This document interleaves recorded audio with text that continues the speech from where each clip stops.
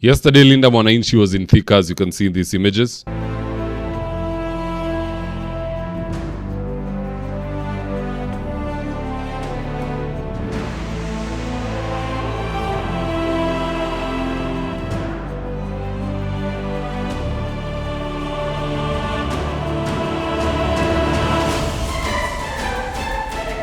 Now in this video, I want us to look into what went down at the rally, and so with no further ado, let's get after it. Number one, to everyone's surprise, Irungu Kangata joined the rally, and his main message to Linda Mwannachi was this, that they should look for a Munyoro. In fact, here's the tip.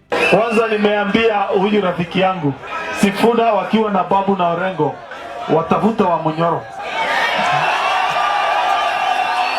Sindio? Watafuta nani? Watafuta nani? Mimi hakuna kitu nataka. I only want a better Kenya, a better. It was a good piece of advice to the Linda Mwannachi group, but as at now, Rigathi Gachagua is not necessarily interested in meeting with them. And it's not because of pride, it's because while separated, the duo tends to cover more ground. Just listening to Rigiji explaining his position. Sisi na timu ya kina Sifuna hatuna tofauti zozote.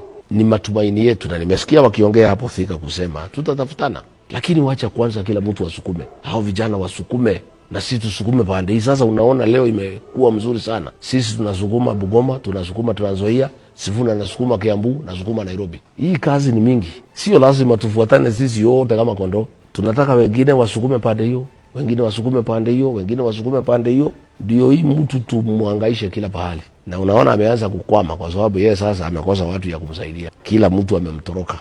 Hata wale watu ya kwake wanashindwa kumtetea kwa sababu madhara ambaye ameleta Kenya, kumtetea imekuwa ni kazi ngumu. Yeye anajitetea mwenyewe, akienda ngambo kazi yake inasimama mpaka arudi. I agree. Let everybody pull their weight, and then in due time the allied forces shall unite. Number two, the entry of Irungu Kangata into opposition politics has led to many speculating that he could be the Mlima Kenya candidate that many have been looking for. Because at this juncture, it's like there's no one. Uhuru Kenyatta is not eligible. What is he coming back to vie for? Rigathi Gachagua is impeached. Kindiki is playing second fiddle to Ruto. But Irungu Kangata, for the first time, is a viable option. He has the track record. He has the demeanor of a president, the lingo of a president. He doesn't talk about segregation or insulting people. No, he's very nationalistic, if you ask me. And his entry into the opposition politics is driving conversations such as these, and I quote. This is from Denison Sarigo, and it reads, "So, finally, Mount Kenya has entered the 2027 presidential race? Irungu Kangata joining Linda Mwannachi means the Kikuyu nation, through him, will play for nothing less than the deputy presidential slot. The governor's seat looks attractive for Kangata wa Mabarua, and because this man has delivered on almost every election promise, he stands a chance of winning a national seat. He should go for it. People of the mountain love performing leaders. Kangata will not run on the DCP ticket, a coalition that allows other parties like Jubilee, DP, PNU, PLP, among others, to field candidates, will definitely be an attractive pick for him." I don't agree with that, but I do agree with the sentiments that Irungu Kangata is a viable option for the mountain. Muranga is actually blessed. They have Kangata, they have Nyoro, but of the two, Kangata is more mature politically. Nyoro is a president in wait. I feel like if he does it now, anaweza haribu. 2032, the floodgates will be open for Nyoro, for Babu, and all these other guys. Right now, it's flooded. We are looking at Matiang'i, we are looking at Kalonzo, and that type of group. Which is why I'm actually of the school of thought that the united opposition will produce a candidate. That is Kina Gachagua, Eugene, Kalonzo, and the rest. And Linda Mwannachi will also produce a candidate. One will deputize the other, and I suspect Linda Mwannachi will produce the candidate who will deputize the united opposition candidate. So we are likely going to have Kalonzo Sifuna, or Matiang'i Sifuna, or even Kalonzo and Irungu Kangata. We are now watching both sides. Nyinyi munaleta nani, awa wanatoa nani. Tujue vile itakuwa pale mbele. But at the end of the day,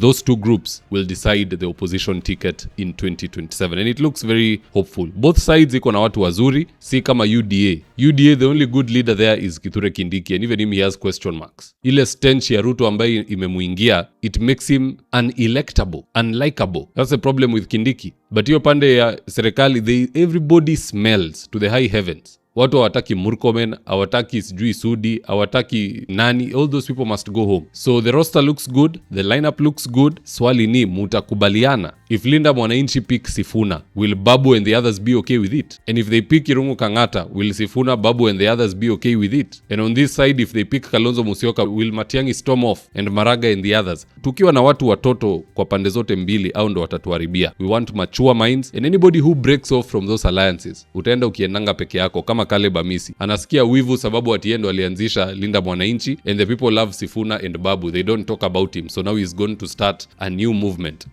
Mutu bure zaidi. Number 3, it's not just Irungu Kangata. Even the former president of the Law Society of Kenya, Faith Odhiambo, has joined the team. In fact, as at now in Linda Mwananchi, they have the former Chief Justice, 2 former LSK presidents in Harvey and Faith, and 1 sitting LSK president in Theuri. Not to mention, the entire Linda Mwananchi group is led by lawyers, advocates. Sifuna, Orengo, Babu, these are legal minds. Kwa hivyo Kasongo akicheza namna hii will just be going to court and reversing those silly things that he's trying to do with Ethicon. Mambo itakuwa nywe hapo if you ask me. But at the end of the day, guys, that's just my opinion. Let's head on over to X to see what other Kenyans have to say about this, and I quote. Mekatilili Wanjiru said, Irungu Kangata's decision to join Linda Mwananchi is more significant than a personal political move. It gives Linda Mwananchi credibility in Mount Kenya and strengthens efforts to build a broader opposition alliance ahead of the 2027 elections. Didi Nyoro will be the last nail. General Losumo said, Kakamega Senator Boni Halwale and Muranga Governor Irungu Kangata are very identical in their political ways of operation. In 2022, when few would see Ruto's victory, Kangata had seen it several years before and authored an utterly shattering letter that shifted political thoughts in Mount Kenya. Long story short, Irungu Kangata and Boni Halwale are visionary leaders. They often tend to be on the right side of history, but Kangata more than Boni Halwale, because Kangata, since he entered politics, has never lost an election, and whichever candidate he has supported has never lost an election. Let that sink in. In fact, the next tweet corroborates my story. Kijana Yamisa said, a journey like no other. Class monitor to head boy to school prefect to school captain to university class rep to university president to chancellor, MP, senator, then governor. The only man in the world who has never lost any election has finally joined the Linda Mwananchi team. For those who may not know him, this is Irungu Kangata, the governor of Muranga County. Now, many will argue, najua kuna watu wa two-term wataniandikia kwa comment that even Ruto has never lost an election, but I would like to remind them that yes, he has not lost on his own as a candidate, but he has lost in a coalition in 2007. So bado wako na swara.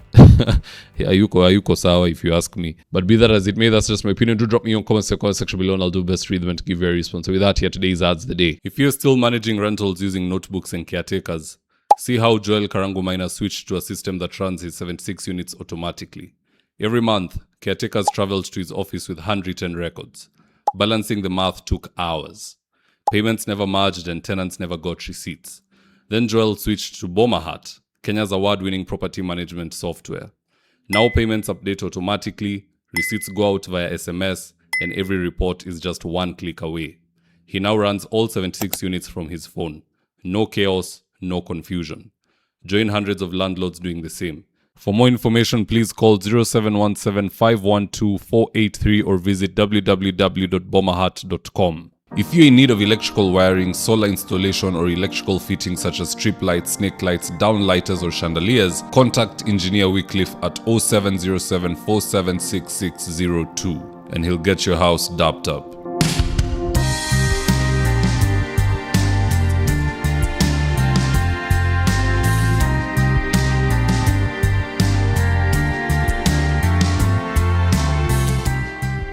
And if you're here for the first time, please go on and hit the subscribe button. And if you're watching for a different platform, just head on over to YouTube, search for David Wafula. Hit the subscribe button. You're going to be getting a ton of content of this nature. If politics is something you're passionate about, this is definitely the one channel that you really need to subscribe to.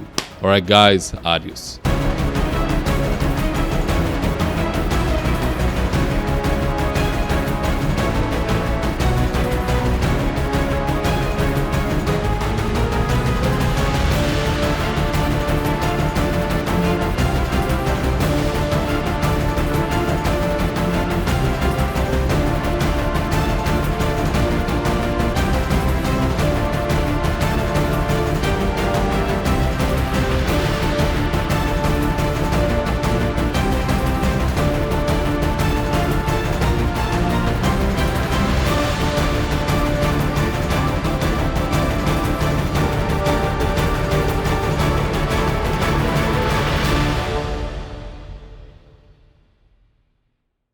Thank you for choosing David Wafula as your primary news platform. We put countless hours in research, recording, and editing. By showing up each and every day to watch our videos, you encourage us to generate more videos for the viewers. We are on a mission to inform, educate, and build a better tomorrow. To our thousands of followers in a world full of presidents, kings, and queens, you are the real gem. Adios.